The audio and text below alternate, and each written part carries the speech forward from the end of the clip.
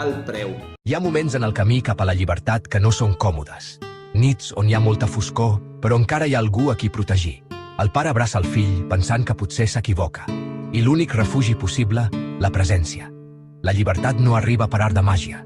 No cau del cel, es busca. I sovint, mentre la busques, fa mal. És incòmode, és solitari i et posa a prova quan ningú ajuda. Construir llibertat és picar pedra. Piques i moltes vegades no surt res. Altres vegades, només merda. Però només qui té la paciència de continuar picant és qui, algun dia, arriba a l'or.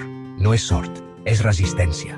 Aquesta fase no és el final, és el preu, i només la supera qui està disposat a pagar-lo. Per això insisteixo, la llibertat financera no és escapar del treball, és escapar de la dependència.